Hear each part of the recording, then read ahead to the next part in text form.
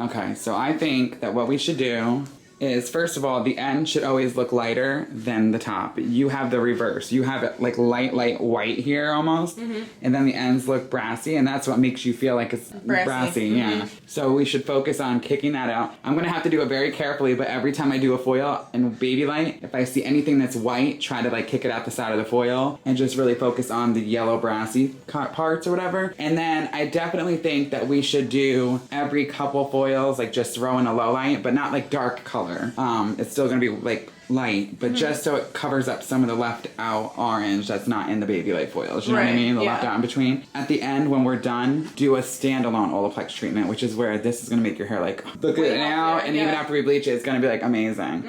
Where I put the part 1, I put like that much of the tube all the way up a half an ounce, put it in 3 ounces of water, put it all over your hair. So once I rinse the foils, while you're laying there, I'll literally, as soon as I rinse them out, just put the Olaplex 1 all over the hair, comb it through, and then take the second part and put it all over everything, and then we'll rinse it out, shampoo it out, whatever. Then I'll do the root toner, or I'll do all that stuff first and then do it at the end or whatever. But we definitely need to do a standalone Olaplex treatment. That's the only thing that's gonna like really save your hair. And I can also, when we're done with everything, before we blow dry it, put a restructuring mask. I work with Fanola, and this and the Olaplex treatment, I mean, I've had girls come in where their hair, I couldn't even touch it. Like it was coming out. And we did that and they were able to blow dry it at the end. So it definitely makes a big difference. And I definitely will do my best to get you to your goal, but slow and steady is the way to do it. But I guarantee you it will look a lot better than this and keep as much hair as possible. I don't want to go in and just melt your hair off. You know what I mean? Yeah. Trust me.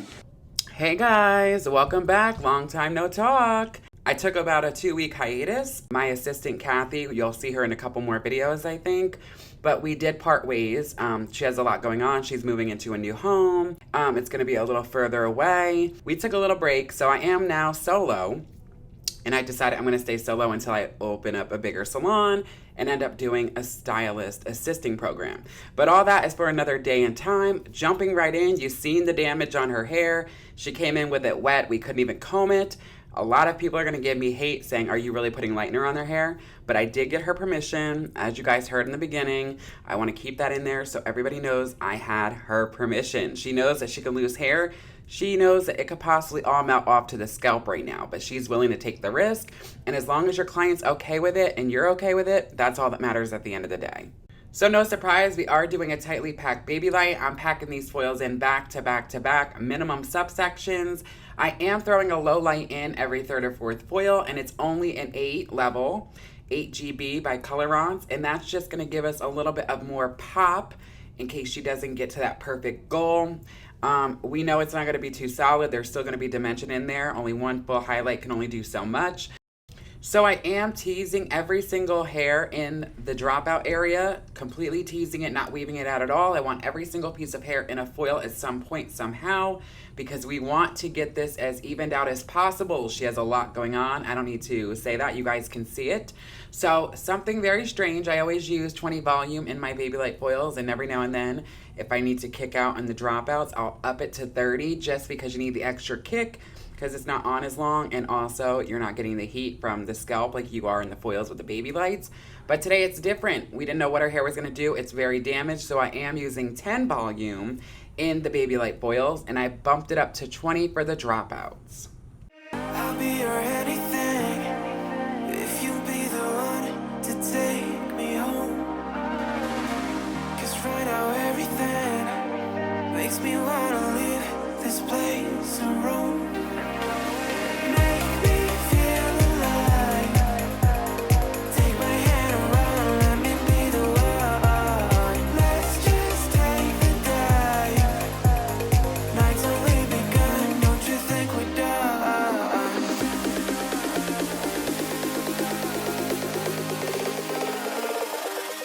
Don't you think we're done?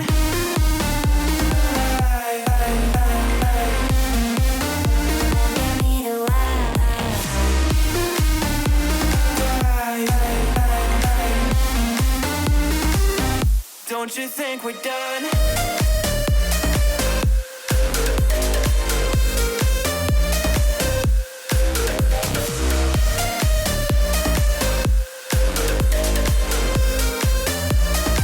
The best thing to do when you're in a situation like this and there's a lot of unevenness everywhere is to do a baby light. You guys know I like doing my baby light stitch very, very, very, very fine, where it almost looks like a slice. By doing this, this helps you get more of an even lift and a lot more better of a blend, as opposed to somebody who would want more of a thicker stitch. Not totally against, the thicker stitch. I do it once in a while when a client wants more dimension. That's perfectly fine, but I'll never go in and do like a 3-weave chunk. That's just not my style. I'm more like lived in blended looks. And you can see how small my stitches are and how I'm doing it. And this is what's gonna give us the most even look. Don't you think we're done? Knew that it was true from the way you looked at me. At me. Don't know what to do, what to say to make you leave with me.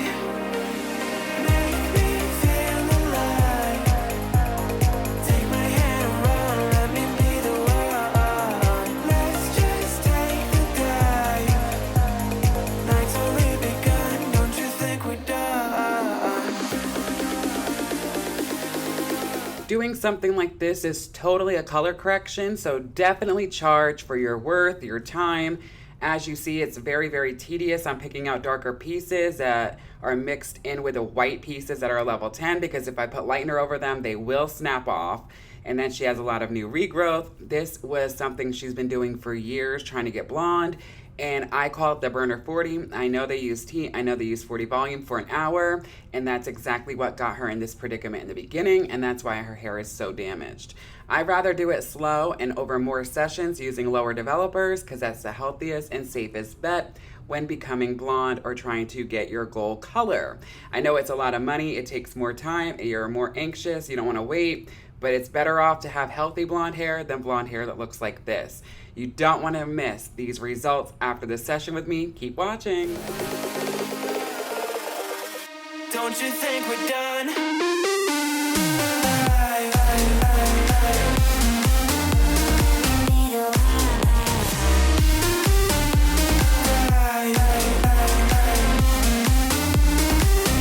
Don't you think we're done?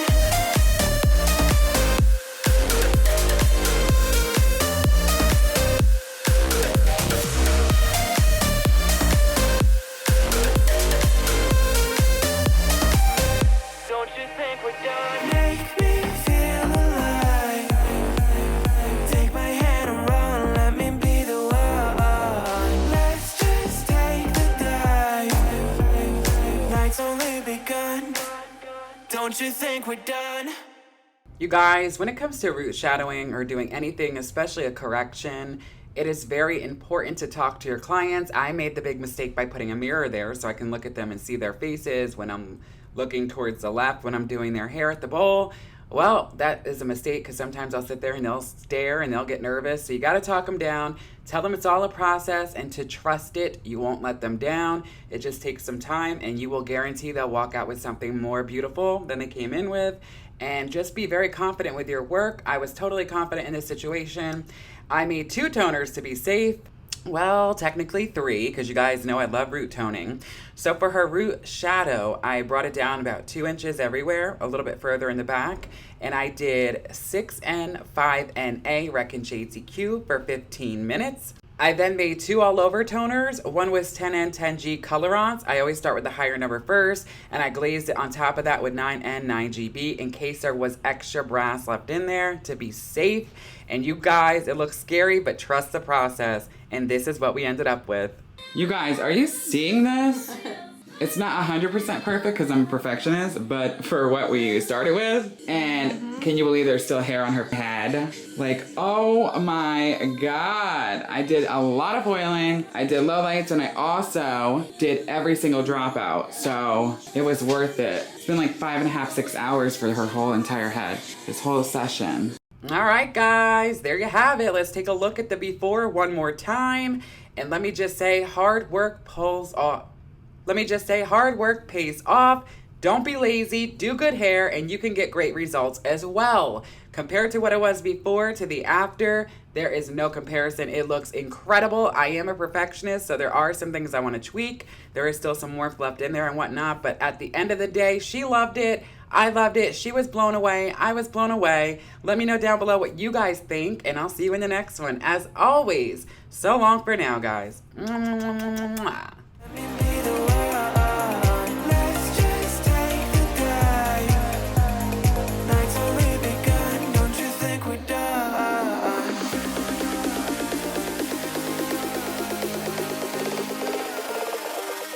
Don't you think we're done?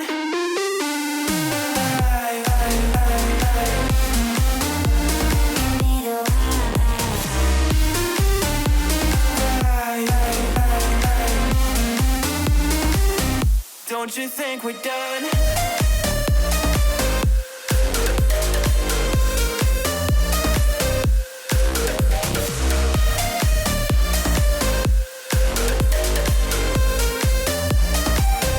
Don't you think we're done? Make me feel alive.